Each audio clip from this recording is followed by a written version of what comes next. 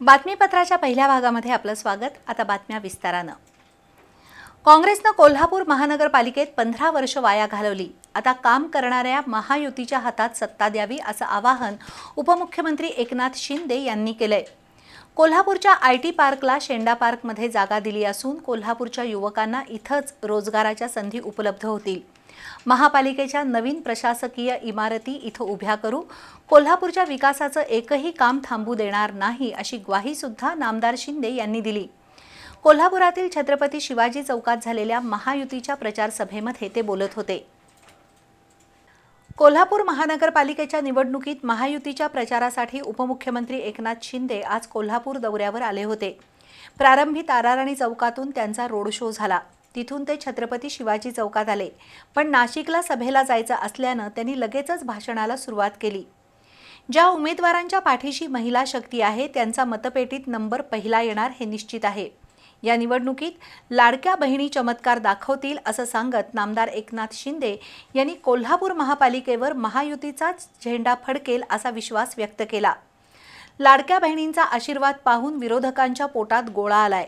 काही लोक स्वतःला मालक समजतात, पण महायुतीचे उमेदवार कार्यसम्राट आहेत, सर्वसामान्य कार्यकर्ते आहेत। कोल्हापूरकरांनी काँग्रेसच्या कारभाराचा वनवास 15 वर्ष सहन केला। आता विकास घडवायचा असेल तर महायुतीशिवाय पर्याय नाही असंही त्यांनी सांगितलं। कोल्हापूरच्या ऐतिहासिक खुणा गेल्या 15 वर्षात पुसल्या गेल्या आहेत। काँग्रेसनं कोल्हापूर महानगरपालिकेत 15 वर्ष वाया घालवली, त्यामुळे काम करणाऱ्या महायुतीच्या हातात सत्ता द्यावी असं आवाहन उपमुख्यमंत्री एकनाथ शिंदे यांनी केलं। आणि म्हणून श्रीरामाने 14 वर्षाचा वनवास भोगला होता। कोल्हापूरला यापूर्वी कोण होता? काँग्रेस। कोल्हापूरकरांनी काँग्रेसच्या भ्रष्ट कारभाराचा 15 वर्षाचा वनवास सहन केला।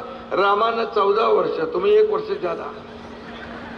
आणि म्हणून त्याचा आता बदला घ्यायचा आहे ना, बदल घडवायचा आहे, परिवर्तन घडवायचं आहे, विकास घडवायचा आहे, तर महायुतीशिवाय पर्याय नाही। कोणी कोर्टात गेलं, आता त्यांच्या वचननाम्यामध्ये काहीतरी घुसवलंय, आम्ही एवढे देऊ तेवढे देऊ। अरे तुम्ही तर आम्ही देत होतो त्याला बंद करा म्हणून सांगत होते।